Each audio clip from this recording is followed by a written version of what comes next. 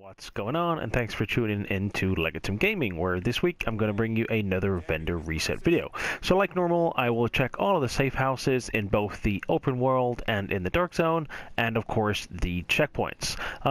As always, I will make it nice and easy for you guys by putting a timestamp in the description below of all the gear, weapons, or mods which I believe will be beneficial for you guys in your builds. So check out the description below for ease in the video. Alright guys, let's make a start. At the advanced weaponry vendor this week, they have a pretty reasonable Model 700. Now it does have 157% headshot damage, so not the max is 170, although for those people who do need a sniper rifle or want a little bit of a better one with some pretty decent talents, then I would suggest checking this out. So it has prepared, cool-headed, and elevated. Of course, elevated you cannot change, and cool-headed, my recommendation would be to take that out and put in brutal. Brutal, of course, being the talent with extra headshot damage. Then you have prepared, brutal, and elevated, which is a pretty nice Model 700 for those people who just want a little extra sniper rifle or are looking to improve the sniper rifle they currently have. At the special equipment vendor this week, they have two items which I want to show you. So the Liberator being the first one, which has a 23% enemy armor damage with dominant, deadly, and destructive. So some pretty reasonable talents, although before we kick off with this, it's primarily aimed at PvE, considering I would rather swap out a dominant over destructive.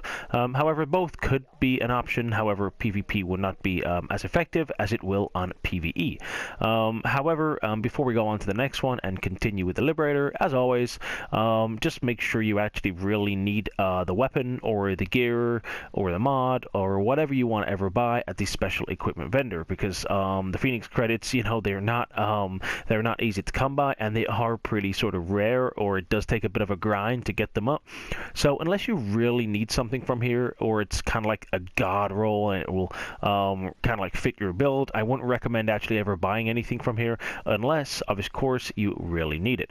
Alright, so back to the Liberator. I would probably swap out dominant and putting with whatever you want. Of course, if you're aiming it at PvE with kind of like these talents, then of course you could put in whatever you want. Ferocious, of course, is a favorite for PvE, although just be careful of the requirements for the kind of like stamina or electronics.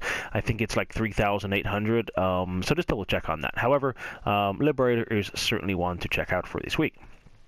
Okay, the next one is actually really nice. So it's a Predator's Mark holster with 1270 firearms, 1249 stamina, and 1253 electronics. It also has critical hit chance as the major. So all in all, this is the best roll I've seen in a very long time. The only thing I would say is actually the armor on the holster isn't the greatest, although the actual base stats are probably one of the best I've ever seen. So if you guys just have a look right now how much better this is on my build I've got, and this, I'm running Predators at the minute, and this is how better this is. So it's a really nice holster. So definitely check it out for this week. Okay, at the special blueprints vendor this week, they have the Navy MP5, the converted USC, stamina knee pads, the flash hider, and of course the relevant ones below. However, as I always say, there's normally 4 in here with a gear score of 256, so that makes me think I've already got one and I can't show you guys what it is. So as always, make sure you always come to the special blueprints vendor. That way, basically if I have a blueprint, it won't show up again, so you guys won't be able to see it. So just make sure any video you watch, always check out the special blueprints vendor. However, for what I can show you, they have the Navy MP5, converted USC, stamina knee pads, and of course the flash hider. Now the main being on the accuracy of that, so not really too great. The only thing I would probably pick up from here is the Navy MP5, just for future preference. Okay, at the Dark Zone gear vendor in the base, there's a couple of things I want to show you. Now, the first one being Savage Gloves. Now, this will be a specific gloves only, as the main role is LMG damage. However, as you can see, the main stat also is electronic, so clearly for Savage Gloves, that's not really the greatest role. Of course, you want firearms on them, so for you to change to firearms, of course, you will have to keep with LMG damage, although 7% skill haste and 7% enemy armor damage aren't bad. Definitely ones for the future, considering 1.7 is coming out. Who knows what they will do with LMG. The only reason I've kind of put these on here is just for the sheer fact I haven't actually seen Savage Gloves, or any gloves for that matter, with armor actually as high as it is. So 991 is the armor on these gloves. Certainly the best armor I've seen in a long time for the gloves. So if you guys did want to pick these up for future reference, just kind of roll them or grind them or even keep them in your stash, then by all means certainly one to check out for this week. In addition, they also have a maximum first aid ally heal. So for those healers who do want to heal their team and don't have the max, certainly check it out at this week. The Ward safe house offers a pretty reasonable rapid vest. So its original stat is electronics at 1228. It also has enemy armor damage at 5.5%. Health at 16,000 or just under 16,000, and of course ammo capacity. So a pretty nice vest all in all. Now certainly my recommendations for this, of course the idea of it is meant to be a skill builded vest, so you could either increase the electronics on it or maybe swap out enemy armor damage for like skill. So it's entirely up to you guys how you want to run this. However, a pretty good rapid vest with a decent sized armor on it. So certainly want to check out for this week if you guys don't have a rapid, or alternatively if you want to start stockpiling gear for 1.7, certainly check it out. Alright, so we've done all of the safe houses in the open world. I've also checked actually all of the west side, like straight from West 31st, and I'm actually on east side now.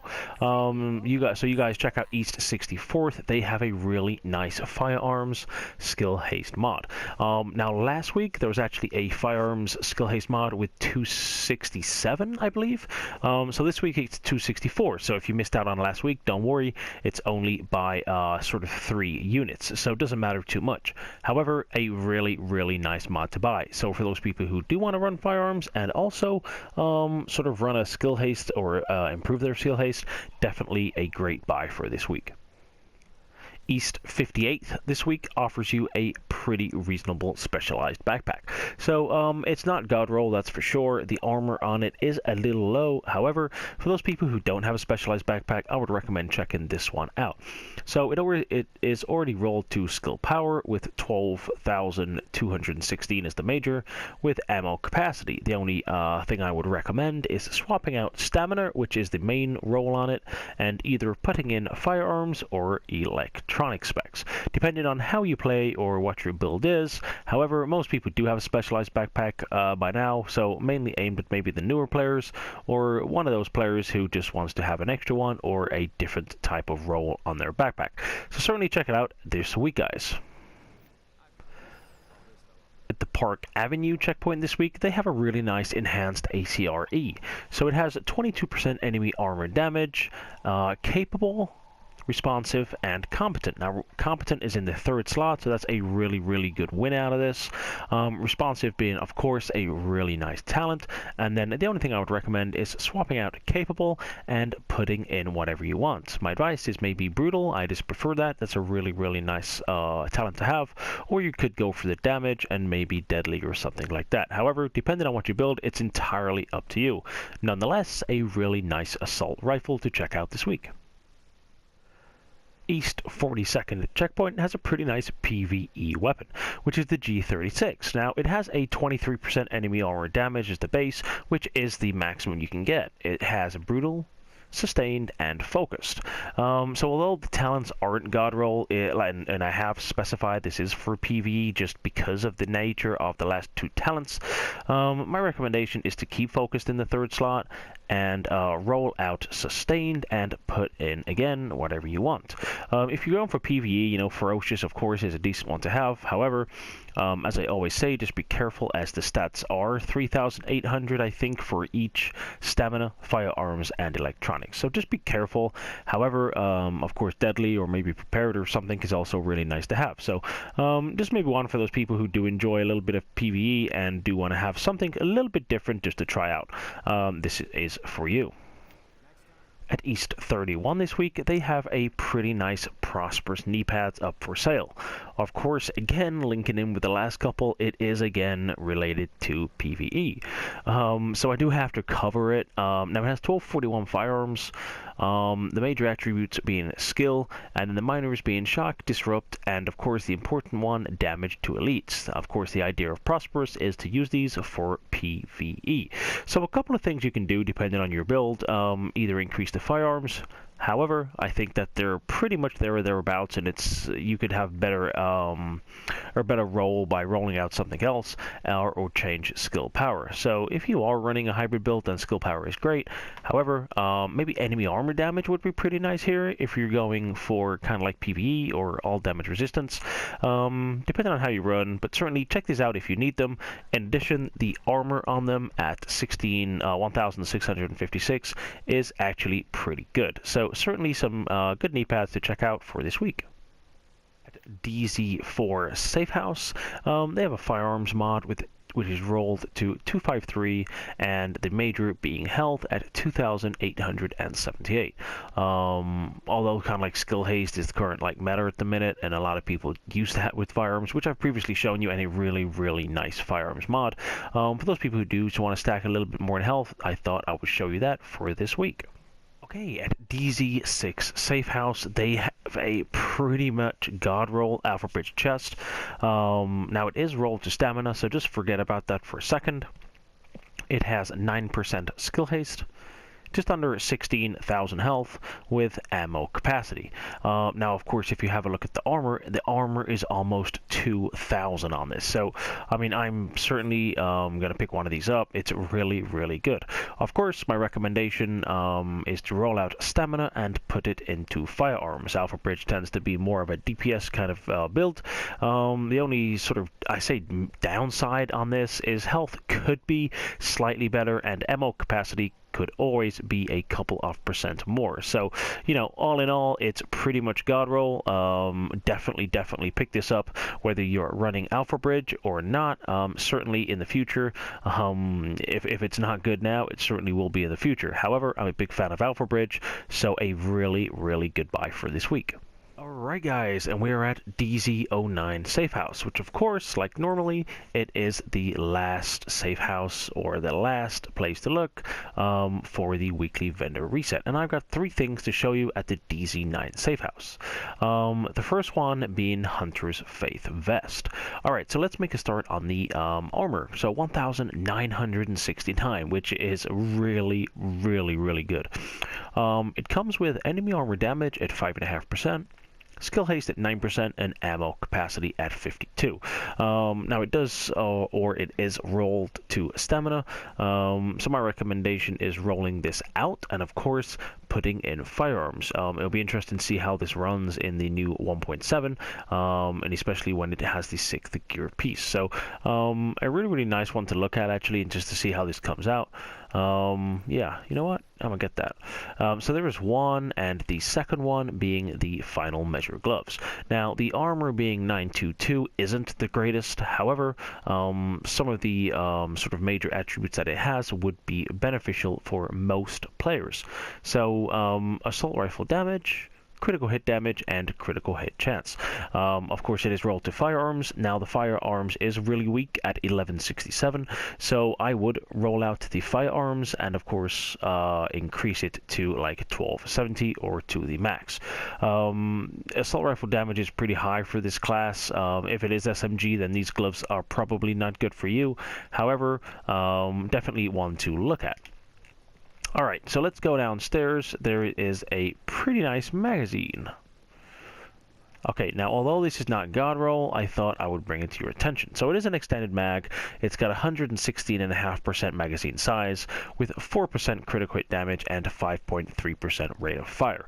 So certainly not the best magazine, however, definitely not the worst. So for those people who do want to increase your DPS, then certainly check this out. Now it will increase the DPS naturally because it has a really nice roll on rate of fire, and it does have critical hit damage opposed to the critical hit chance. Now magazine size could be a little better at like 120 or 121, so pretty much for those people who just really need like another magazine, or kind of like for the people who just want to have a different one. Alright then guys, so that pretty much concludes the weekly vendor reset for this week. As normal, I would really appreciate a comment, like, or subscribe. Let me know your thoughts, let me know how I can make this video better. It does take a little bit of time to do these videos, so a subscribe would be greatly appreciated. Alright guys, thanks for watching, and thanks for tuning into Legatum Gaming. Have a great day.